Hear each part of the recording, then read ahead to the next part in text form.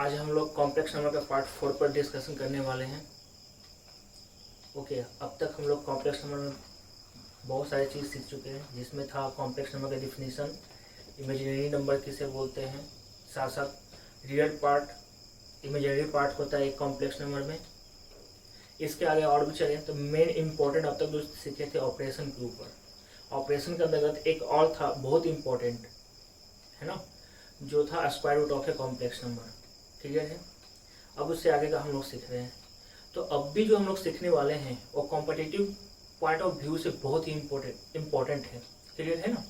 तो कंपटीशन के लिए सबसे ज़्यादा इम्पोर्टेंट कैसे क्या आएगा वो देखते हैं, है ना। ज्योमेट्रिकली कॉम्प्लेक्स नंबर में घुस रहे हैं ना, मतलब अब ज्योमेट्री कॉम्प्लेक्स नंबर के अंतर्गत आने वाला है। तो हम यहीं से अगर ऑब्जर्व करते हुए जाएं तो हमें इजीली होगा कोई भी कॉम्प्लेक्स नंबर का क्वेश्चन छुड़ाने में, क्योंकि अब यहाँ से ज्योमेट्री इंटर कर रहा है ना। तो सबसे पहले हम लोग टॉपिक का नाम दे रहे हैं आज, क्या? Geometrical representation of a complex number. ठीक है।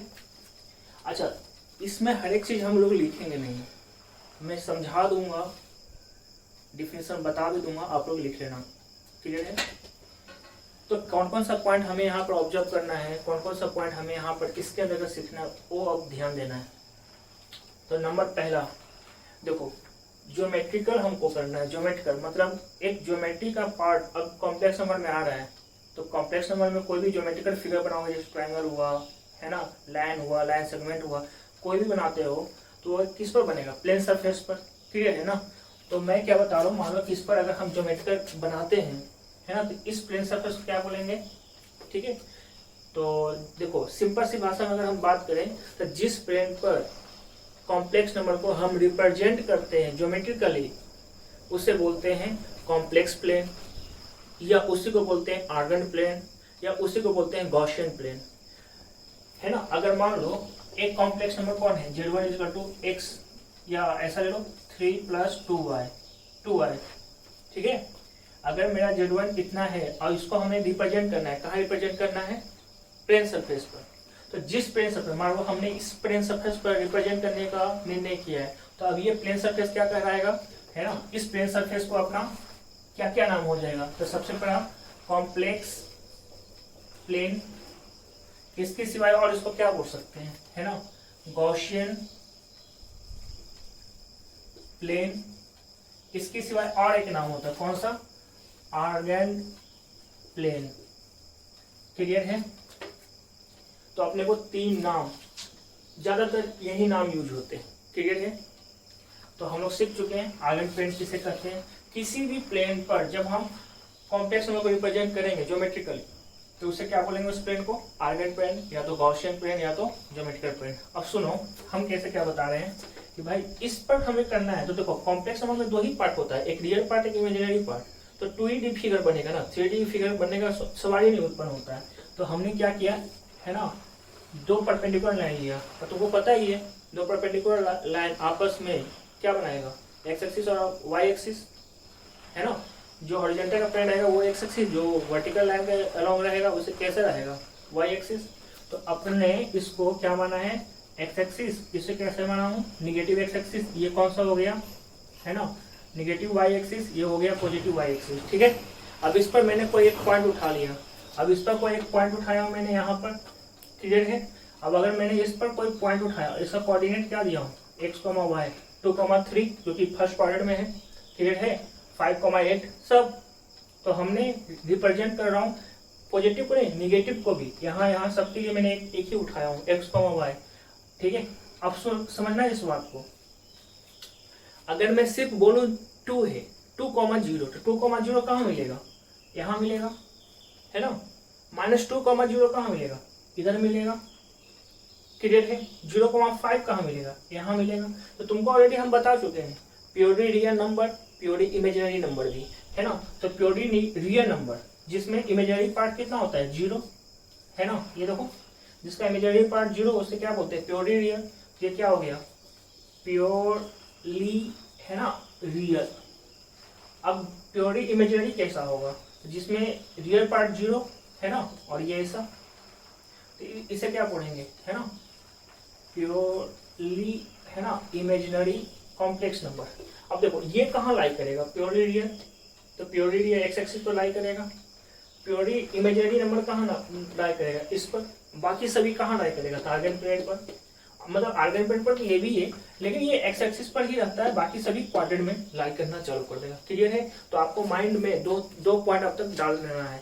सबसे पहला पॉइंट, इंपॉर्टेंट पॉइंट, है ना, जिस प्लेन सरफेस पर, है ना, हम लोग किसी भी कॉम्प्लेक्स नंबर को रिप्रेजेंट करते हैं ज्योमेट्रिकली, उसे क्या बोलते हैं, आर्गन प्लेन। यहाँ लिख दिया हूँ, गॉसियन प्लेन, और है ना जो भी है कॉम्प्लेक्स प्लेन।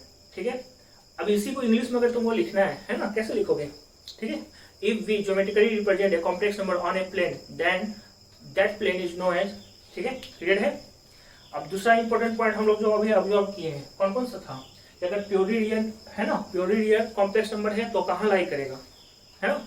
आपको ये चीज माइंड में एकदम रखे रहना है। क्वेश्चन जब आता है तो प्योरली रियल कहा, या कभी कभी आर्गुमेंट निकालने के लिए बोलेगा। आर्गुमेंट क्या होता है, हम लोग जस्ट डिस्कशन करें, जो ऑलरेडी जानते हो उसे सब चीज समझ में आ रहा होगा कि आर्गुमेंट क्या होने वाला है। ठीक है, फिर हम लोग ध्यान देते हैं।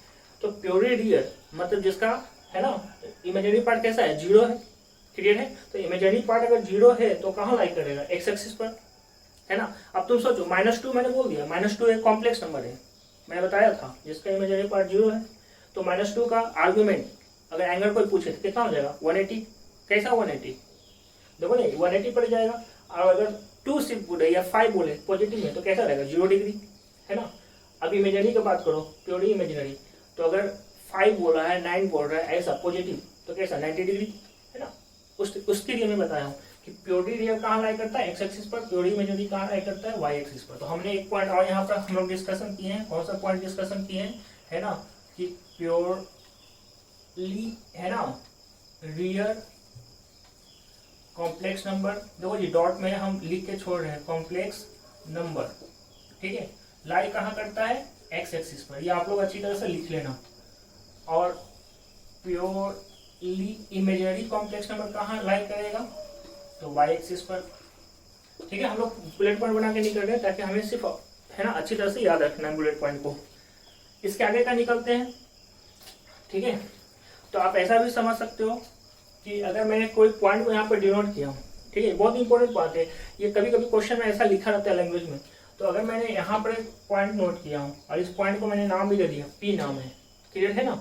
अब मैंने अगर यहाँ पर नाम दिया है तो ये कैसा हो गया, क्लियर, ओपी। अब अगर देखो यहाँ पर पी पॉइंट स्पेसिफिकली अगर मैं बात करूं तो पी पॉइंट एक कॉम्प्लेक्स नंबर को रिप्रेजेंट कर रहा है, क्लियर है ना। तो ये पी पॉइंट एक कॉम्प्लेक्स नंबर को रिप्रेजेंट कर रहा है, तो कैसा हो गया, जेड इज इक्वल टू कैसे लिखोगे, हाँ, एक्स प्लस वाई है। अब देखो पी पॉइंट है एक्स, तो इसका ऐसा लिखा रहा है, पी पॉइंट है, उसका कोऑर्डिनेट ये है, तो कॉम्प्लेक्स नंबर ऐसा है। अब एक वर्ड बोलने वाला हूं, है ना, एफिक्स, क्लियर है। एक वर्ड बोला हूं, वर्ड का, है ना, एक वर्ड का नाम क्या था, एफिक्स ऑफ पी। अगर मैंने बोला तो इसका मतलब डायरेक्ट हो जाता है क्या, complex number x plus y है। जब आप ज्योमेट्रिकली रिप्रेजेंट करते हो, क्लियर है, ज्योमेट्रिकली रिप्रेजेंट करते हो और उसमें एफिक्स लिखा हुआ है किसी पॉइंट के लिए, है ना, तो इसका मतलब एक्स प्लस वाई है, क्लियर, सही है ना, एफिक्स। ठीक है, यहां तक हम लोग कर चुके हैं। ये याद रखना, ये वर्ड बहुत इंपॉर्टेंट है, एफिक्स ऑफ पी का मतलब डायरेक्ट हो गया एक्स प्लस वाई आए। चलो इसके आगे चलो, ठीक है, यहीं पर हम लोग खींच रहे हैं। अब इसके आगे हम लोग मॉडुलस के ऊपर आ रहे हैं, है ना, मॉडुलस के ऊपर। तो मॉडुलस के ऊपर आ रहे हैं, तो modulus of a complex number, ठीक है, इस पर देखते हैं क्या क्या होता है। तो देखो वेक्टर से तो वाकिफ हो गई, तो वेक्टर से वाकिफ हो, जो भी कॉम्प्लेक्स नंबर दिया रहता है, कॉम्प्लेक्स नंबर मतलब समझ में आ गया होगा, Z1 ले लो 2 + 3 आए, ये कहाँ मिलेगा, 2 + 3 आए समथिंग इधर मिलेगा, है ना। तो 2 + 3 जो भी है कॉम्प्लेक्स नंबर मैंने ऐसा रख दिया। अब उसको अगर हमने ज्वाइन कर दिया, ठीक है, तो ये एक वेक्टर बन गया ना। मान लो ये पॉइंट था 2,3, 2 मतलब 2D फिगर वाला, है ना, 2D फिगर वाले के मुताबिक अगर ये O है तो OP क्या हो गया, OP क्या हो जाएगा, या x प्लस ऐसा xi cap plus yj cap, क्या हो जाएगा, position vector of point P vector में। तो हर एक जो क्या बोलते हैं कॉम्प्लेक्स नंबर एक वेक्टर के समान होता है, क्लियर है, जो कि पोजीशन वेक्टर किसी पॉइंट का बताएगा, है ना। तो इसका पोजीशन वेक्टर क्या हो जाएगा, एक्स आई कैप प्लस वाई जे कैप। तो उसी तरीके से हम फिर अभी किस पर काम कर रहे हैं, बताओ किस पर काम कर रहे हैं, कॉम्प्लेक्स नंबर पर। तो कॉम्प्लेक्स नंबर के मुताबिक ओपी क्या हो जाएगा, एक सेगमेंट हो जाएगा, है ना, सेगमेंट हो जाएगा। और यही अपना position vector of point P हो जाएगा। अगर वेक्टर में बात करें तो अगर हमने पोजीशन वेक्टर ऑफ, है ना, पॉइंट पी बोला हूं, तो तुम ऐसा लिखोगे, देखो लिखोगे ऐसा, ओपी वेक्टर, है ना, ओपी वेक्टर। अब ये ओपी वेक्टर लिखे हो तो इसका हमें लेंथ चाहिए, क्या चाहिए, लेंथ। तो लेंथ चाहिए तो इसको ऐसे लिखेंगे ओपी, है ना, या कैसे लिखोगे, वेक्टर में कैसे लिखते हैं, ऐसे लिखते हैं। इसका कैसे निकालोगे कि ये x, y है, तो यहाँ से हमने परपेंडिकुलर डाल दिया, ये m है, ये कौन सा आएगा y, और ये कौन आएगा x। तो अब इसका कैसे निकालोगे, under root x square plus y square. समझ में आया। तो अगर ये ऐसा हो रहा है वेक्टर के लिए, तो कॉम्प्लेक्स नंबर में भी तो ऐसा ही होगा, है ना। अब यहाँ समझना, इसके अंतर्गत जो हमने पहला बुलेट पॉइंट बना के तुम लोगों को देना, मैंने जो चाहा है वो देखना, समझना, है ना, कि द लेंथ, है ना, ऑफ ओपी सेगमेंट, है ना, सेगमेंट, है ना, बी कितना, तो हम ऐसा लिखेंगे x square plus y square. और ऐसे भी तुम समझ सकते हो, इजी वे में समझना। तो देखो ये राइट एंगल ट्रायंगल हुआ ना, हमने परपेंडिकुलर ड्रॉ किया था, तो ये परपेंडिकुलर, ये बेस, तो ये under root x square plus y square, है ना, पाइथागोरस, उससे भी आ जाता है। अगर आप वेक्टर समझ के करो तो आगे जाके इजी हो जाएगा, इसलिए हमने वेक्टर पर जोड़ दिया। तो लेंथ ऑफ ओपी सेगमेंट कितना आ गया ये। अब इस लेंथ ऑफ ओपी सेगमेंट को हमने ऐसे डिनोट किया था, ओपी वेक्टर का मॉडुलस। जिसका मतलब ओपी वेक्टर क्या था, एक कॉम्प्लेक्स नंबर। तो हम इसको ऐसे लिख सकते हैं, जेड इज इक्वल टू क्या आएगा बताओ, under root x square plus y square. अब तुम ध्यान देना, एक्स कौन था, किसी भी कॉम्प्लेक्स नंबर का एक्स कौन होता है, रियल पार्ट, है ना। तो हम इसको रियल पार्ट को कैसे लिखते हैं, ऐसे लिखते हैं, real part of i of z का whole square plus I M Z imaginary part y, है ना, इसको कैसे लिखेंगे, का होल स्क्वायर, है ना जी। अब इस तरह से अपना फॉर्मूला बन गया ये, कि मॉडुलस क्या देता है, लेंथ देता है किसी भी सेगमेंट का, किसी भी सेगमेंट कहाँ तक, किसी भी पॉइंट तक का, है ना, ये ऐसा आ गया। अब इसमें तुम सोचो, है ना, कहीं ऐसा लिखा हुआ है modulus of z is equal to 5, ठीक है, modulus of z is equal to कितना 5, या के बोले तो कांस्टेंट। इसका मतलब क्या हुआ, जल्दी से बताओ, इसका मतलब क्या होगा, मॉडुलस ऑफ जेड, लोकस हम पूछ रहे हैं, एक्चुअली में हम पूछना चाहते हैं लोकस, क्या modulus of z is equal to 5 या modulus of z is equal to constant. इसका मतलब लोकस क्या होगा, लोकस पता है ना ज्योमेट्री में, उसका पूरा ज्योमेट्रिकली फिगर कैसा दिखेगा एक्स वाई के रिस्पेक्ट में। तो देखो ना, अगर हमने मान लो कि x square plus y square ही लिया हूं, ठीक है, कि लेंथ कितना आता है x square plus y square का रूट। तो यहाँ भी है, अगर 5 सेंटीमीटर, ये पकड़ 5 सेंटीमीटर, तो 5 सेंटीमीटर ऐसा चलेगा ना, तो कैसा बनेगा, सर्कल बनेगा, है ना। तो जब कभी भी modulus of z is equal to something constant रहे, 5 रहे, -5 रहे, -8 रहे, हाँ इंपॉर्टेंट बात, -8 हो पाएगा कि नहीं हो पाएगा, ये भी इंपॉर्टेंट है। तो तुम सोचो ना, ये हमने क्या बनाया है, x square plus y square कहाँ रखा है, रूट के अंदर। तो रूट के अंदर तुम फंक्शन अगर पढ़े हो, तो फंक्शन पढ़े हो तो ये ध्यान देना कि फंक्शन, है ना, में ये बताता है कि स्क्वायर रूट एक फंक्शन है, और उसके अंदर जो भी रहता है उसको आर्गुमेंट बोलते हैं। आर्गुमेंट उसका कभी भी निगेटिव नहीं होता है, क्लियर है। तो ये रिजल्ट भी निगेटिव नहीं देता है, निगेटिव नहीं देता है, तो इसका मतलब ये हमेशा कैसा वैल्यू लेगा, पॉजिटिव। ये याद रखना, जीरो हो सकता है, अगर zero, z modulus of z is equal to 0, यानी एक पॉइंट, ठीक है, जिसका रेडियस या मॉडुलस कितना 0 ही होगा। और अगर कुछ पॉजिटिव वैल्यू देता है ना, पॉजिटिव, यहाँ लिख देता हूँ, here k is greater than 0 equal to 0, इसका मतलब एक पॉइंट है, क्योंकि 0 खुद ही है, ठीक है। तो ऐसा हुआ तो क्या देगा लोकस, सर्कल का, है ना। हम यहाँ लिख देते हैं, दिस रिप्रेजेंट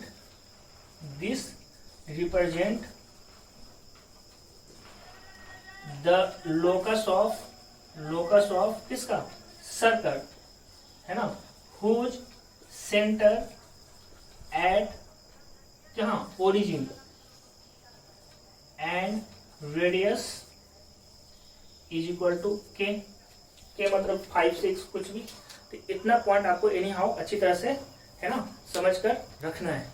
क्लियर? तो हम लोग मॉडल्स सीख चुके हैं अच्छी तरह से, है ना। अब मॉडल्स का आगे बता रहा हूँ। देखो मॉडल्स का और भी प्रॉपर्टीज है जो कि अभी हमने डिस्कशन नहीं किया है, और हम डिस्कशन करेंगे कुछ ही समय के बाद। तो फिर यार कुछ टॉपिक जो आर्ग्यूमेंट क्या बोलते हैं, ज्योमेट्रिकली रिप्रेजेंटेशन के ऊपर है, उसको हम लोग पहले सीख लेंगे, उसके बाद उसका प्रॉपर्टीज के ऊपर ध्यान देंगे। क्लियर है ये चीज, है ना। तो दूसरा टॉपिक जो हम लोग ले रहे हैं, है ना, डिस्कशन करने वाले हैं, वो कौन सा है। देखो हम लोग टर्म मॉडल्स कंप्लीट कर चुके हैं। मॉडल्स में मैंने बता दिया था कि जब modulus of z equal to something constant है तो वो ऑटोमेटिकली रिप्रेजेंट करता है एक सर्कल को। क्लियर है ना। अब उसमें वही सबसे इंपॉर्टेंट बात था। अभी हम लोग किस पर ध्यान दे रहे हैं, है ना, आर्ग्यूमेंट पर। ठीक है, तो argument of a complex number, ठीक है। ओहो मार्कर अच्छा नहीं चला, कोई बात नहीं, हम दूसरा मार्कर यूज कर लेते हैं। तो ये देखो, है ना, argument of a complex number पर हम लोग ध्यान दे रहे हैं। तो argument of a complex number के ऊपर में हम लोग क्या क्या कैसे ध्यान देंगे। देखो सबसे इंपॉर्टेंट बात, है ना, आर्ग्यूमेंट। तो अच्छा, argument of a complex number को ये बोलते हैं एम्पलीट्यूड भी। ठीक है, एम्पलीट्यूड भी। क्लियर? या इसको क्या बोलते हैं, आर्ग्यूमेंट। आर्ग्यूमेंट या एम्पलीट्यूड होता क्या है। तो देखो कोई भी अगर कॉम्प्लेक्स नंबर है आर्गस प्लेन पर, ठीक है, अब उसको आपने जोड़ दिया, ठीक है, तो अब ये कुछ तो एंगल बनाएगा ना, एक्स एक्सिस के साथ। क्लियर है? अब ये अगर एंगल बनाना है थीटा, तो थीटा क्या कराएगा, आर्गुमेंट ऑफ कॉम्प्लेक्स नंबर। मान लो ये कॉम्प्लेक्स नंबर था जेड, जिसका कोऑर्डिनेट था एक्स, वाई। अब इसका, है ना, अगर एफ एक्स लिखना चाहोगे तो क्या लिखाएगा, एक्स प्लस वाई आई। एफ एक्स याद है ना, हमने बताया था, ये पॉइंट पी के लिए है। क्लियर है ना, ये पॉइंट पी के लिए है। तो इसका कैसे लिखोगे, ऐसे। ये अच्छा, तो आर्गुमेंट का डिफिनेशन सुन लेना अच्छी तरह से, ऑलरेडी हिंदी में समझा चुका हूँ, है ना। एनी कॉम्प्लेक्स नंबर, है ना, एनी कॉम्प्लेक्स नंबर, है ना, if angle theta is formed by, है ना, any complex number with x axis, then theta is called argument और amplitude of the complex number. Clear है? उसी कॉम्प्लेक्स नंबर का ये आर्गुमेंट कहलाएगा या तो एम्पलीट्यूड कहलाएगा। सही है? अच्छा, ये भी ध्यान देना, ये देखो ये पॉइंट हमने कंप्लीट कर चुका हूँ, डिफिनेशन अभी मैं बता दिया हूँ, है ना, इसके आगे क्या नहीं कर रहा हूँ। तो याद रखना, एक यूनिक वैल्यू भी होता है थीटा का। वो यूनिक वैल्यू कैसे क्या होता है, तो अगर यूनिक वैल्यू हमने, ठीक है, किसके किसके बीच में उठाया, तो -π से बड़ा, है ना, इक्वल टू नहीं, सिर्फ बड़ा होना चाहिए, और ये थीटा इक्वल, है ना, लेस देन इक्वल टू पाई का इक्वल हो जाए, तो ऐसे में उसी को बोलते हैं प्रिंसिपल आर्गुमेंट या प्रिंसिपल एम्पलीट्यूड। सही है ना। तो हमने एक पॉइंट और कवर किया हूं, कौन सा, है ना, प्रिंसिपल आर्गुमेंट। आर्गुमेंट को डिनोट कैसे करते हैं, तो किसी भी कॉम्प्लेक्स नंबर के लिखना है ना, किसी भी कॉम्प्लेक्स नंबर के लिखना है तो ARG of Z, Z1 Z2, है ना, ये जेड है तो Z1, है ना, या इसी को बोलते हैं amplitude AMP of z equal to theta. Theta यहाँ पर है तब। क्लियर है ना। तो हमने 3 पॉइंट कवर किया। एम्पलीट्यूड आर्गुमेंट किसे बोलते हैं, दोनों सेम चीज है।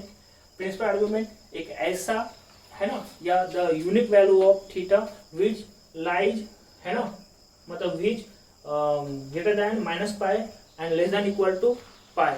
क्लियर है। अब आर्गुमेंट और किसी भी कॉम्प्लेक्स नंबर का आर्गुमेंट या एम्पलीट्यूड को कैसे डिनोट करते हैं, कैसे डिनोट करते हैं। सही है। अब इसके आगे को बता रहा हूँ। देखो जब भी आपको निकालना है एंगल, तो देखो आप इसको ऐसे परपेंडिकुलर ड्रॉ करोगे, सीधी सी बात है भाई, आपके लिए तो आसान यही है ना, आसान तो यही होगा कि आप परपेंडिकुलर 9th 10th में परपेंडिकुलर ड्रॉ करके ही हम लोग किए थे। तो ऐसा, है ना। अब यहाँ पर थीटा चाहिए, तो थीटा इसका तो हम क्या अप्लाई करेंगे, tan इनवर्स, है ना, tan इनवर्स। तो tan इनवर्स क्या आएगा, y/x। क्लियर है। अब ये tan इनवर्स y/x हो रहा है। जिस बच्चे को 10, है ना, जो 10th पास करके मेरा वीडियो देख रहे हो, है ना, तो ये ट्रिग्नोमेट्री का पोर्शन अभी खींच रहा हूँ, और ये मैं पहले बताता हूँ कि जो भी argument of a complex number, यानी आज जो भी geometrical representation of a complex number on a plane surface मैंने कहा हूँ, ये फुल्ली आपको ट्रिग्नोमेट्री वगैरह आना चाहिए, बेसिक ट्रिग्नोमेट्री आना चाहिए, तभी जाके ये अच्छी तरह से समझ में आएगा। नहीं तो पूरा टर्मिनोलॉजी ऐसा है कि आपको समझने में प्रॉब्लम करेगा ही करेगा। तो tan इनवर्स y/x हुआ ये अपना। अच्छा y कौन होता है, real part of a complex number की इमेजिनरी है, इमेजिनरी होता है ना, तो इसको हम कैसे लिखेंगे, हाँ देखना tan inverse imaginary part of a complex number upon क्या हो जाएगा, रियल पार्ट ऑफ ए, है ना, कॉम्प्लेक्स नंबर। तो जब भी आपसे कोई पूछे, ठीक है, व्हाट इज द आर्गुमेंट, तो क्या करेंगे, tan inverse imaginary part upon real part कर देंगे तो हमें थीटा मिल जाएगा। याद रखना जब भी एंगल निकालने के लिए बोलेगा तो आप मॉडुलस डाल के निकालना, सही है ना, मॉडल डाल के निकालोगे आप, ठीक है। अब इसके बाद देखो ये कैसा थीटा है ना, थीटा डिपेंड्स अपॉन कहाँ, है ना, तो थीटा डिपेंड्स अपॉन किस पर निर्भर करेगा, क्वाड्रेंट पर। तो हम यहाँ क्या लिखेंगे, theta depends upon quadrant in which it lies। देखते हैं इसमें क्या लाई करना, जैसा अभी बता रहा हूँ ना उसको तो फॉर्मूला याद ही करना, बहुत काम का चीज है, आगे जाके क्वेश्चन बनाने में बड़ा इजी कर देगा, है ना। थीटा बहुत इंपॉर्टेंट प्ले करने वाला है आर्गुमेंट। तो देखना अगर क्वाड्रेंट फर्स्ट में लाई करता तो मैं क्या लिख रहा हूँ इस पर ध्यान देना, अगर क्वाड्रेंट फर्स्ट में लाई कर रहा है ना, ठीक है, जेड के लिए, तो यहाँ पर ये एंगल अगर अल्फा बनाया है ना, तो इसका आर्गुमेंट देखना हम क्या लिखते हैं, आर्गुमेंट ऑफ जेड, ठीक है, क्या होगा, थीटा होगा। थीटा के बारे में हम लोग डिस्कशन किए थे, और अभी कितना बनाया है, अल्फा, है ना, तो उसको कैसे लिखोगे, tan inverse y upon x. याद रखना यहाँ पर जब भी डालना है तो आपको मॉडुलस लेना है, मॉडुलस लेना है, क्लियर है। और यहाँ पर थीटा इक्वल आएगा अल्फा का। यहाँ पर मैंने फॉर्मूला तो बता दिया, लेकिन यहाँ सोचो ना कि ये कभी प्लस माइनस भी तो होगा, उसके लिए हमने यहाँ पर मॉडुलस लेने के लिए बताया हूँ। फर्स्ट क्वाड्रेंट में है तो दोनों के दोनों मॉडुलस लेने पर भी कोई फर्क नहीं पड़ेगा, अल्फा ही रहेगा, है ना। सेकेंड क्वाड्रेंट के लिए बता रहा हूँ, तो सेकेंड क्वाड्रेंट के लिए फिगर कैसा बनेगा, ऐसा बन जाएगा, देखना। अब मान लो यहाँ पर जेड है, ये एंगल कितना बना रहा है, एक्स एक्सिस के साथ, एक्स एक्सिस के साथ इसके साथ बनाएगा ना, तो ये एक्स एक्सिस के साथ कितना बना रहा है, अल्फा, क्लियर है। अपने को तो पॉजिटिव एक्सिस के साथ लेना है, तो ये होगा अपना थीटा, ठीक है। अब इसमें लिखोगे तो कैसे लिखोगे, आर्गुमेंट ऑफ जेड, ठीक है, कितना आएगा, थीटा। अब इसको निकालना है ना, समझना इस बात को मैं कैसे बता रहा हूँ। तो भाई टोटल में से, है ना, टोटल में से ये हटाना है, तो इसको कैसे लिखेंगे, पाई में माइनस करेंगे tan इनवर्स क्या y अपॉन एक्स का मॉडुलस, ये वाला, क्लियर है। अच्छा सिंपल भाषा में अगर बात करें, ये एंगल दिया हुआ, यही एंगल अल्फा दिया हुआ है, तो इसको कैसे लिखोगे, पाई माइनस अल्फा। अगर अल्फा गिवन है तो अदरवाइज ऐसे निकालना है ना।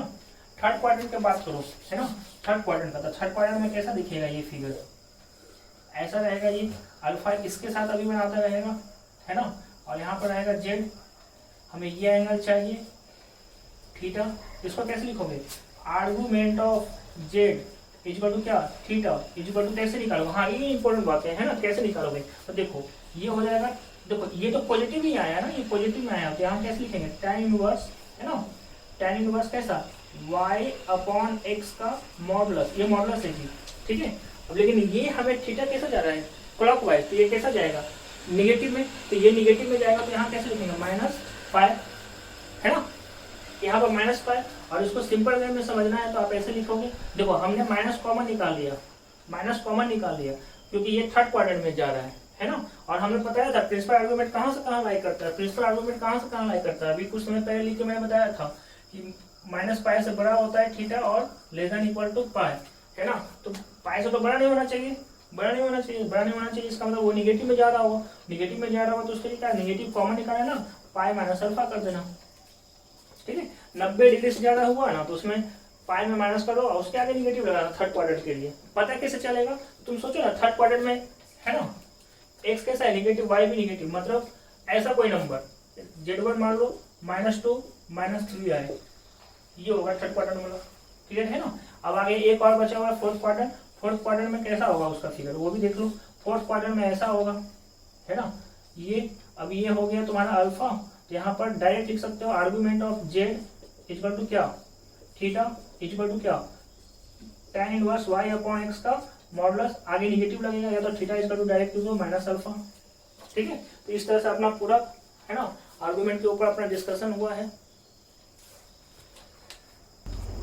ओके तो अभी हम लोग कॉम्प्लेक्स नंबर का मॉडुलस हम लोग सीख चुके हैं, ठीक है। प्रॉपर्टीज हमने बता ही दिया हूँ कि बाद में बताने वाला हूँ, और आर्गुमेंट अभी हम लोग डिस्कशन कर लिए हैं। आर्गुमेंट में जो मैंने अभी क्वाड्रेंट दिया हूँ आपको एकदम दिमाग में अच्छी तरह से उसको बैठाना है, कब हमको कैसे आर्गूमेंट को बनाना है। मैं अभी जस्ट कुछ समय बाद क्वेश्चन लेने वाला हूँ आर्गूमेंट पर, है ना, तो आपको बहुत ही परेशान करेगा। इससे अच्छा है कि आप रिकॉर्ड कर लीजिए, उसके बाद उस क्वेश्चन को ट्राई कीजिएगा जब मैं दूंगा, ठीक है। अभी फिलहाल हम लोग जो टॉपिक कर रहे हैं वो पोलर फॉर्म के ऊपर, है ना। तो पोलर फॉर्म का कॉम्प्लेक्स नंबर हम लोग देख लेते हैं क्या होता है ना। Polar form of a complex, है ना, नंबर, इस पर देखते हैं क्या होता है। देखो जी, एक कॉम्प्लेक्स नंबर कैसे लिखोगे, x प्लस वाई आई, क्लियर है। ट्रिग्नोमेट्री अच्छी तरह से जानते हो, तो देखो इसको कन्वर्ट करना है थीटा में, तो कैसे करोगे। तो हमने यहाँ पर देखो कैसे सीखे थे हम लोग ट्रिग्नोमेट्री में कि भाई इसका, हाँ, रियल पार्ट का मतलब ऐसा समझ लो कि ट्रिग्नोमेट्री में साइन थीटा 2 साइन थीटा लिखा हुआ है ना।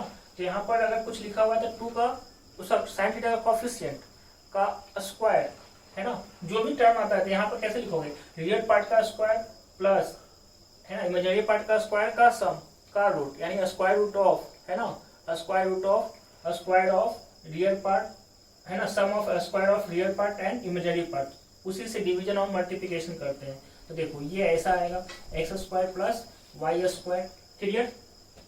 इसी से हमको मल्टीप्लिकेशन और डिवीजन करना है इसको, तो मल्टीप्लिकेशन कर दिए तो डिवीजन करोगे तो कैसा लिखेगा ये, x upon under root x square plus y square, है ना, यहाँ कौन आएगा वाई, है ना, आई टाइम्स विथ, है ना, वाई अपॉन, ठीक है, y upon under root x square plus y square, ठीक। अब तुम समझो यहाँ पर ये ऐसे, है ना, यहाँ पर x है और यहाँ पर y है, किसी भी कॉम्प्लेक्स नंबर के लिए या तो p पॉइंट के लिए, तो तुम सोचो ये एंगल अगर थीटा है ना, तो ये अपना x हो जाएगा, ये y हो जाएगा, ये कितना हो जाएगा बताओ, under root x square plus y square. तो देखो यही ये, अब बताओ इन दोनों का रिलेशन थीटा के लिए क्या लिखाएगा, इन दोनों का रिलेशन बेस और हाइपोटेनस का क्या होगा, जल्दी बताओ, कॉस थीटा, है ना। तो हम इसको रिप्लेस कर देंगे। अच्छा ये किसका सिंबल है, तो मॉडुलस ऑफ जेड का, अभी भी हम लोग पढ़े, ये कितना आ जाएगा, है ना, कॉस थीटा, ये कितना आएगा आई साइन थीटा, देखो ना ये y यानी परपेंडिकुलर और ये हाइपोटेनस क्या देगा साइन थीटा, है ना। तो इस तरह से हमने क्या देखा कि किसी भी कॉम्प्लेक्स नंबर को ऐसा लिखा जा सकता है। और देखो ऐसे लिखने का जो तरीका होता है ना, z equal to modulus of z times with cos theta plus i sin theta, इसी को कहते हैं पोलर फॉर्म। तो दिस इज इन, है ना, in polar form of z, clear है। इसके आगे हम लोग टॉपिक बता रहा हूँ, है ना। अभी कौन सा फॉर्म दिख रहे हैं, universe form, universe form, universe form कहते किसको है। देखो ये बहुत इंपॉर्टेंट है, ये इतना इंपॉर्टेंट है कि हर एक कॉम्प्लेक्स नंबर को इसमें बदल दीजिए और आसानी से कर दीजिए। हम लोग अभी मल्टीप्लिकेशन सीख चुके थे, ऑपरेशन में एडिशन भी सीखे थे हम लोग, मल्टीप्लिकेशन सिवाय और क्या क्या सीखे थे, है ना, डिवीजन भी। तो इन सब को अगर करना है तो बाय फॉर्मूला से ज़्यादा अच्छा है यूनिट फॉर्म से कन्वर्ट कीजिए, उसको सॉल्व कीजिए, तो आपको कम समय में द बेस्ट आंसर मिलेगा, है ना। उसके लिए आर्गुमेंट आना चाहिए, पावर फॉर्म होना चाहिए, ये भी। तब ये कैसे कन्वर्ट होता है ये देखना। यूनिट फॉर्म्स कहते हैं किसको है ना, तो देखो इसी को बोलते हैं यूनिट फॉर्म्स, है ना। अगर देखना यहाँ पर cos थीटा प्लस आई साइन थीटा को जब भी ये कहीं लिखा हुआ मिल जाए ना तुमको, cos थीटा प्लस आई साइन थीटा, उसको e के पावर आई थीटा से डिनोट करते हैं। थीटा कौन हुआ आर्गुमेंट, तो e के पावर आई, अगर यहाँ पर 45 तो यहाँ पर e के पावर आई 45, क्लियर है, इसको डिनोट करता है ये। अब तुम ऐसा समझो, है ना, z इसका तो क्या लिखा हुआ है x प्लस वाई आई, ये किसके फॉर्म में है, कार्टेशियन, है ना, ये किसके फॉर्म में है, तो कार्टेशियन फॉर्म में है, क्लियर हो चुका है ये, है ना। अब इसको पोलर फॉर्म में लिखना है, तो पोलर फॉर्म में कैसे लिखते हैं, है ना, तो पोलर फॉर्म में मॉडुलस ऑफ जेड, ठीक है, मॉडुलस ऑफ जेड, और इसके सिवाय कैसे लिखाता है ना, तो cos थीटा प्लस आई साइन थीटा, ये किसका फॉर्मेट आया, है ना, यहाँ पर लिख देता हूँ पोलर फॉर्मेट में है ये, क्लियर है। अब हमें इसे यूनिट फॉर्म में लिखना है, तो कैसे लिखोगे, तो मॉडुलस ऑफ जेड रही जाएगा, इसको बोलते हैं ना आई थीटा, ये क्या हो जाएगा e के पावर आई थीटा, है ना। तो ये क्या हो जाएगा बताओ, है ना, यूनिट फॉर्म्स, यूनिट फॉर्म, ठीक है। तो आपको मैंने ये भी बता दिया यूनिट फॉर्म किससे कहता है। अब इसके आगे का बता रहा हूँ, है ना। अब logarithm of a complex number, अगर कॉम्प्लेक्स नंबर में, है ना, कॉम्प्लेक्स नंबर में क्या लॉगरिथम अप्लाई कर दो, कैसे क्या होगा, तो देखो ऐसा लॉग ऑफ, ठीक है, तो यहाँ पे बेस कौन होगा, नेचुरल में e, है ना, तो यहाँ पर कैसा आएगा e के पावर आई थीटा देखो ई के पावर आई थीटा है ना, तो इस पर अप्लाई करते हैं, है ना। तो इस पर सॉरी ये थोड़ा सा मिस्टेक हो गया, देखो किसी को भी लिखना है, किसी भी कॉम्प्लेक्स नंबर को, तो यहाँ पर ऐसा ले लो कि logarithm of a complex number, है ना। टॉपिक का नाम क्या था, लॉगा, है ना, rhythm of a complex number.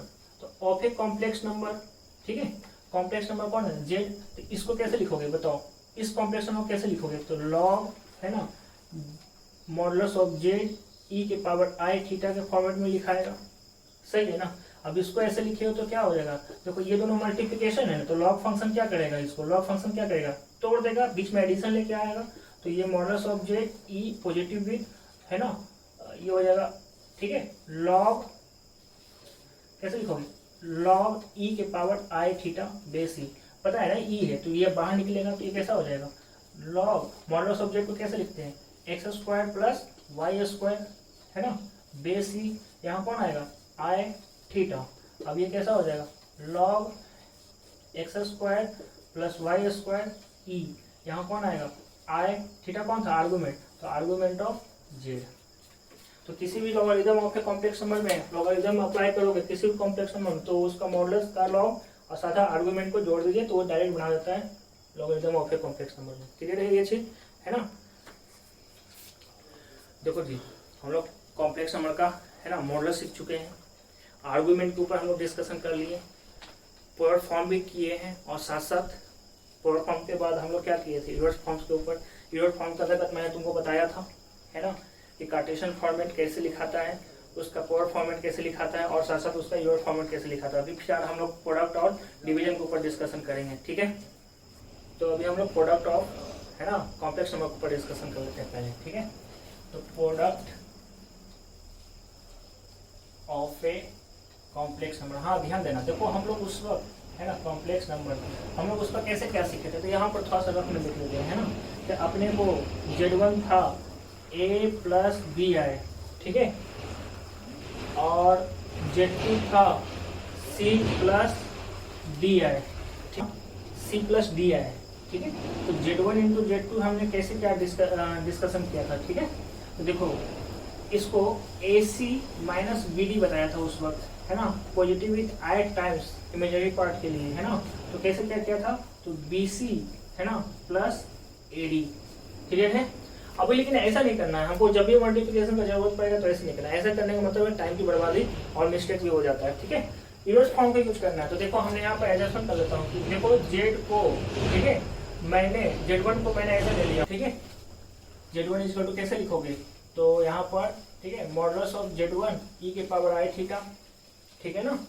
एक दूसरा मान लो Z2, इसको कैसे लिखोगे, मॉडुलस ऑफ Z2 ई के पावर आई थीटा। तो यहाँ पर इसका जो θ1 हम लेते हैं, इसका θ2 क्यों ऐसा लिए, तो भाई देखो ये जो पॉइंट रहेगा आर्गेंस प्लेन पर, ठीक है, ये बना रहा है Z1 बना रहा है θ1, तो Z2 दूसरा बनाएगा ना, इसलिए मैं ऐसा किया हूँ, ठीक है।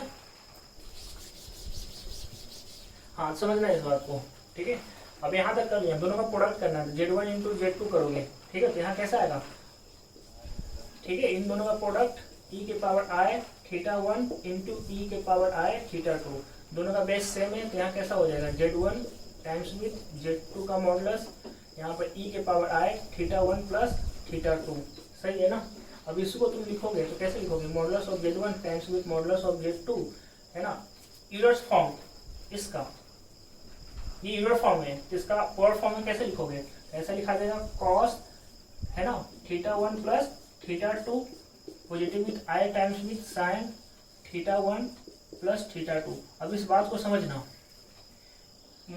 है ना, अपन को ये समझना है, सिर्फ यही याद रखना है कि जब भी करना रहेगा तो उसको ऐसे करके लिखना है, ठीक है। अब यहाँ से कुछ प्रॉपर्टीज का हम लोग डिराइव करके देख लेते हैं। तो देखो अगर हमें modulus of Z1 into Z2 का रहना रहे, तो यहाँ पर मॉडुलस ये मिला हमको, है ना। तो मॉडुलस क्या होता है, modulus of Z1 into Z2 इस तरह से डिवाइड हो जाएगा, ठीक है। और अगर आर्गुमेंट के ऊपर बात करो, आर्गुमेंट ऑफ Z1 Z2 का करो, तो देखो यहाँ पर आर्गुमेंट कौन मिला, θ1 प्लस θ2, क्या मिला, θ1 प्लस θ2। अब इसी को कैसे लिखोगे, है ना, argument of Z1 positive with argument of Z2, तो ये लॉग के समान हो गया, ठीक है, क्लियर है। अगर हम लोग डिवीजन के ऊपर बात कर रहे हैं, है ना, डिवीजन में यहाँ कैसे हो जाएगा, तो देखो ये हो जाएगा डिवीजन, है ना, division of a complex number. देखो जी यही हमने रखा है ना, अपना दो कॉम्प्लेक्स नंबर ये है, हमको डिवीजन करना है Z1 अपॉन Z2, तो यहाँ कैसे लिखाएगा, modulus of Z1 upon modulus of Z2, ठीक है। यहाँ लिखाएगा e के पावर i θ1, यहाँ लिखाएगा e के पावर i θ2। इसको कैसे लिखोगे, है ना, तो Z1 और Z2 का मॉडुलस यहाँ कैसे, ये देखो ये ऊपर चला जाएगा, यहाँ कैसा हो जाएगा i टाइम्स with θ1 माइनस θ2, ठीक है। तो आर्गुमेंट यहाँ पर कौन हो रहा है, ये क्या है, मॉडुलस। अगर तुम यहाँ पर ध्यान दो तो इसको कैसे ध्यान दोगे, है ना, कि जब भी मॉडुलस निकालना हो Z1 अपॉन Z2 का, तो इसका मतलब हम कैसे लिखेंगे, modulus of Z1 whole upon modulus of Z2 का।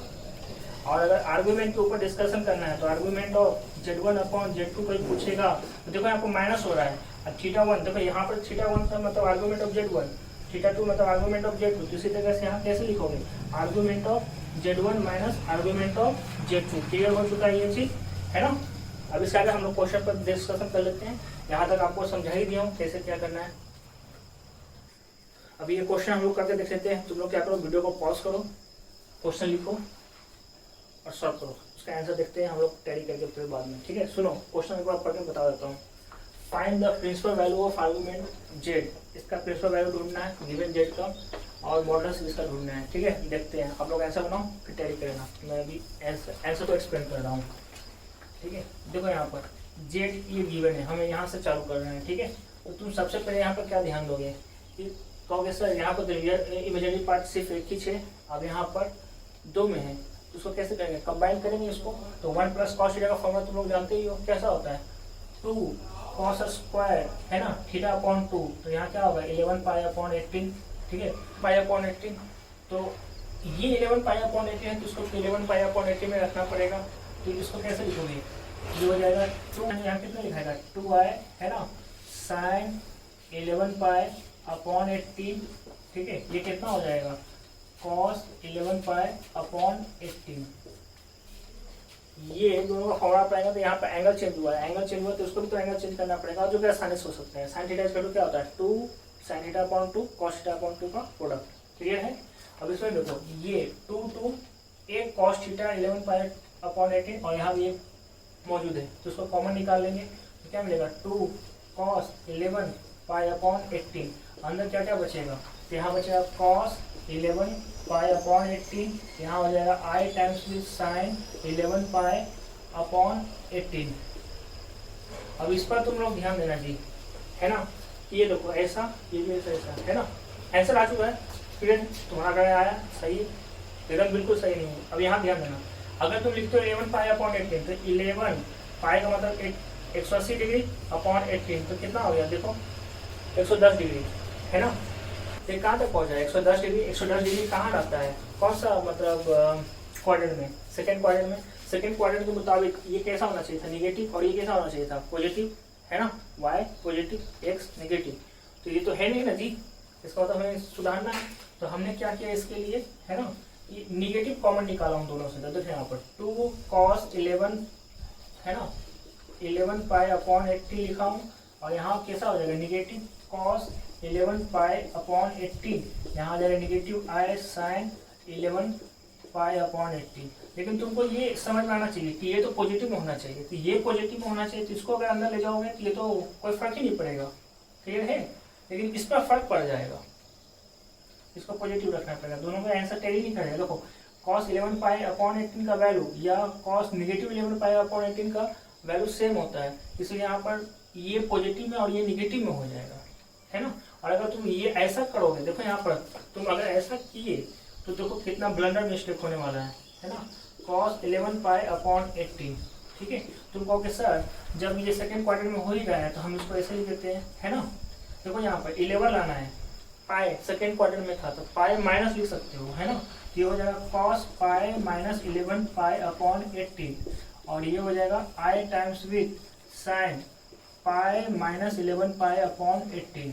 ओके सर ये तो सही है। अब तो तुम सोचो ना जी, ये तो मैंने माइनस को अंदर ले लिया, कैसा आएगा माइनस, माइनस आने के बाद फिर से ये माइनस देगा बाहर, देखो ना, इन दोनों का सॉल्व करोगे तो सॉल्व करोगे तो कितना आएगा, 18 में से 11 चला जाएगा 7, तो -7, सॉरी ये देखना है यहाँ पर, है ना, ये अगर यहाँ रखोगे तो कितना होगा, 18 - 11 कितना हो जाएगा, नहीं आएगा ना 11, यहाँ पर 7 रखना पड़ेगा, सॉरी 7 रखोगे तो कितना हो जाएगा, 18 - 7 तो 11 आ जाएगा। हाँ ठीक है, तो यहाँ भी 7।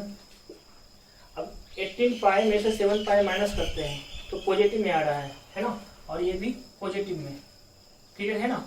तो अपने को तुम्हें कहा यहाँ से ऑब्जर्व करो तो -7 पाई अपॉन 18 दिख रहा है कि यही आर्गुमेंट है, अदरवाइज और कैसे क्या करोगे, ठीक है, और कैसे क्या करोगे, तो यहाँ से और दूसरा तरीका कैसे हो जाएगा, ये तुम्हारा -2 cos 11 पाई अपॉन 18 है ना, ये तुम्हारा हो जाएगा cos, अगर हमने निगेटिव ही तो रखना था, ये टर्म अपना पॉजिटिव, ये टर्म अपना निगेटिव लाना था, तो निगेटिव लाना था तो हम देखो कैसे क्या करेंगे, कि हम अगर मैंने उल्टा लिखने की कोशिश कर दिया 7 पाई अपॉन 18, ठीक है, और यहाँ हो गया i टाइम्स विथ साइन, ठीक है, -पाई प्लस 7 पाई बाई 18, देखो ये अंदर जाएगा तो निगेटिव में, ये भी अंदर जाएगा तो निगेटिव में, ठीक है, देखो ना ये अंदर जाएगा तो निगेटिव में, निगेटिव पॉजिटिव दोनों सेम होता है, लेकिन निगेटिव में रखना था तो आ जाएगा ना ये पॉजिटिव निगेटिव में, अब है ना, यहाँ ये भी निगेटिव में आएगा, तो हमने ऐसा एडजस्ट करने का निर्णय बनाया, क्लियर।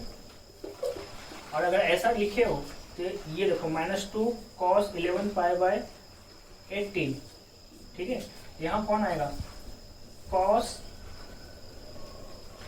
ठीक है, ये सेम नहीं आएगा जी, 11 रखेंगे तो सेम आएगा, है ना, cos -7 पाई बाई 18, यहाँ हो जाएगा i sin -7 पाई बाई 18, या तो आप है ना इसके माध्यम से ऑब्जर्व कर लो, या तो इसको सॉल्व करके ऑब्जर्व कर लो, दोनों से आंसर सेम आता है। अब यहाँ से देखना आर्गुमेंट, पहला तो था क्या निकालना था, आर्गुमेंट और मॉडुलस, तो आपको मॉडुलस ऑफ जेड क्या मिला, दिस वन, यही बाहर जो देखो यूनिट फॉर्म के जो बाहर आता है वो क्या रहता है, मॉडुलस, यहाँ पर मॉडुलस क्या मिला, -2 cos 11 पाई बाई 18, है ना, 11, और है ना आर्गुमेंट था, तो आर्गुमेंट ऑफ जेड कितना हो जाएगा, कितना आया है -7 पाई बाई 18। अब तुमको है ना ये ध्यान देना है, यहाँ पर, यहाँ से अगर तुमने जनरल फॉर्म में कन्वर्ट करने की कोशिश किया था तो यहाँ पर हम साफ साफ झलक रहा है, सेकेंड क्वाड्रेंट में जाने के लिए तो पाई माइनस समथिंग, सही है ना, तो सेकेंड क्वाड्रेंट का यही नियम होता है, तो यहाँ पर यही तो होगा अपना आर्गुमेंट, क्लियर है ना, ठीक है। और अदरवाइज आप या कैसे बनाना है, ऐसा बना सकते हो, दोनों से आंसर सेम आता है, ये सबसे इजी तरीका है, आप इसे डायरेक्ट उठा लो, है ना, आर्गुमेंट कितना होने वाला है -7 पाई बाई 18, ठीक है, और ये जो आगे निकला हुआ है क्या हो जाएगा अपना मॉडुलस, सही है। हम लोग नेक्स्ट क्वेश्चन पे करते हैं, तो अभी ये क्वेश्चन पर हम लोग डिस्कशन कर लेते हैं, तो लोग वीडियो पॉज करके इसको सॉल्व करो, ठीक है। बता देता हूँ क्वेश्चन में क्या मांगा है, लोकस ढूंढना है, गिवन इक्वेशन का लिखा है locus of the point of representing the complex number Z, Z जो यहाँ पर आ रहा है उसका लोकस क्या होगा, ठीक है। अभी शुरुआती दौर है, आप इसको बनाइए, देखिए आंसर तैयारी करता है कि नहीं, और मैं जो बताऊंगा उसको आप ऑब्जर्व कीजिएगा, ठीक है। अभी हम लोग एक्सप्लेन कर रहे हैं साथ में मिलकर, करो एक्सप्लेन, पहले इसको देखते हैं, है ना, मिला लेना आंसर बाद में। अब देखो यहाँ पर जेड है, लोकस पूछा है, ऐसे सिचुएशन में जब मॉडल्स का अंदर दिया है ना, तो ऐसे सिचुएशन में क्या करना, उसका वैल्यू डाल देना एडजस्टमेंट करके, तो हमने सबसे पहले एडजस्टमेंट करने के लिए x + yi = z, ठीक है।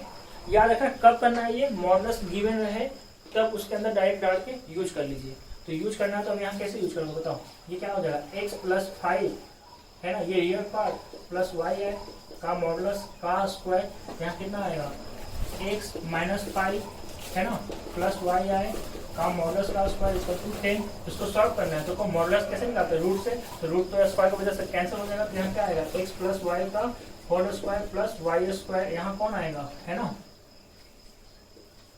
ये हो जाएगा तुम्हारा x - y का whole square plus y square = 10।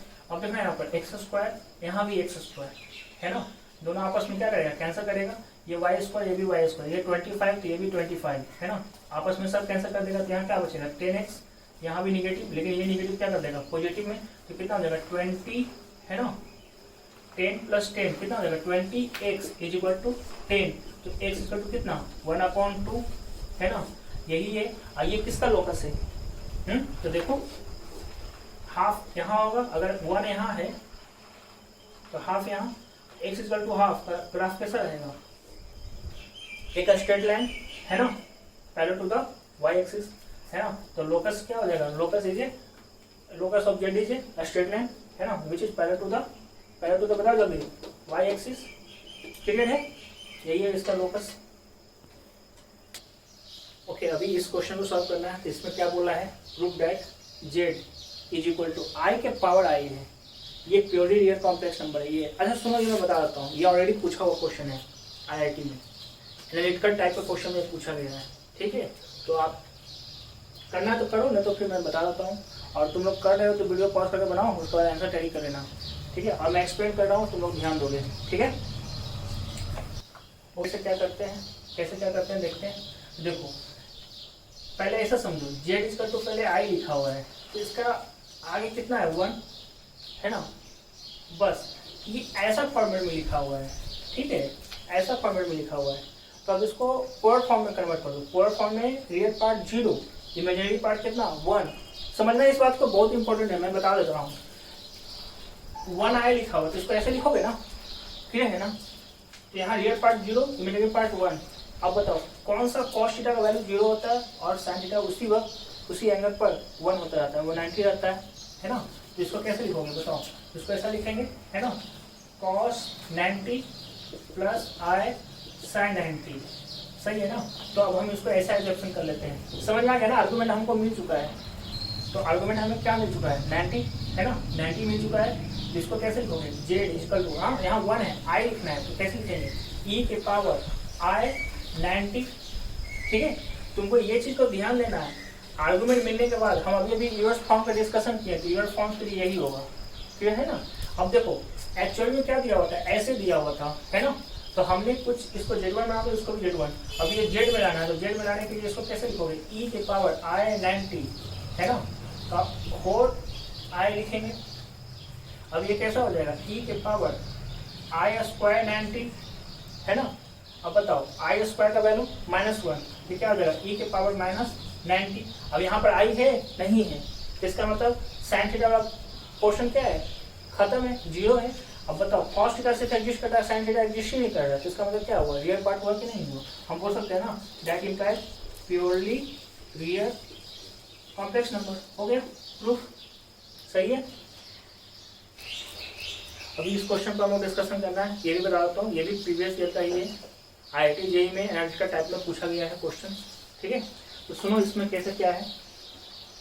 एक कॉम्प्लेक्स नंबर का रिलेशन दिया है, देखो यहाँ पर बोलता है Z is a complex number, तो प्रूव कीजिए इस रिलेशन से ऐसा आएगा। एनालिटिकल टाइप का क्वेश्चन है ये, प्रूव करना है ये हमें। ठीक है, और तुमको हमने बताया था कि देखो मॉडुलस में रहता है तो हम क्या करते हैं, अभी कुछ ही समय पहले मैंने बताया, मॉडुलस में जेड कभी भी रहे उससे कुछ निर्णय निकालना है या कुछ डिराइव करना है लोकस वगैरह, तो तुमको वहाँ पर z equal to x plus y i assumption करके बनाइए, आसानी से बनता है। ठीक है, ये फंडा हम दिमाग में डाल दीजिए। तो अब इसको सॉल्व कर लेते हैं। ठीक है, तो यहाँ पर हमने एजप्शन कर लिया कि लेट जेड इक्वल टू कितना, x प्लस वाई आई। अब तुम सोचो यहाँ पर क्या दिया है, since modulus of z minus 2 equal होता है twice of modulus of z minus 1। ठीक है, अब यहाँ पर डालो तो ये कैसा हो जाएगा, x माइनस 2 प्लस वाई आई। ठीक है, ये इसका इमेजिनरी पार्ट, ये इसका रियल पार्ट का मॉडुलस, यहाँ कितना हो जाएगा 2 है ना, x माइनस 1 यहाँ हो जाएगा तुम्हारा x माइनस 1 और वाई आई।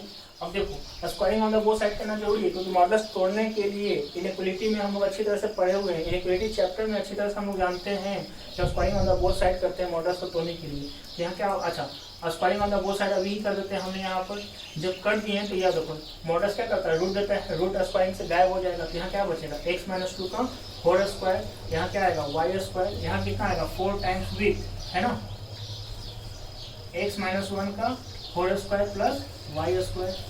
क्लियर है। अभी बार इसको देख लेते हैं, x square plus 4 minus 4x plus y square. यहाँ देखो क्या आएगा 4x स्क्वायर है ना, 4y स्क्वायर इसके साथ, अब इसका 1 इसका 4 इसके साथ कितना आएगा माइनस 8x।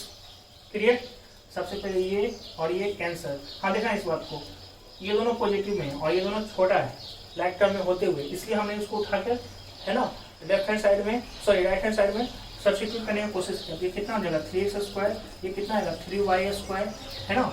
अब इसको इधर लाऊंगा तो कितना हो जाएगा 4x पॉजिटिव में। अब इसमें 3 अगर कॉमन निकालते तो क्या हो जाएगा x² प्लस y², सही है ना। ये कितना हो गया 4x। अब तुम सोचो x² प्लस y² का क्या बोल सकते हैं, तो इसको बोल सकते हैं, है ना, मॉडुलस ऑफ z का होल स्क्वायर।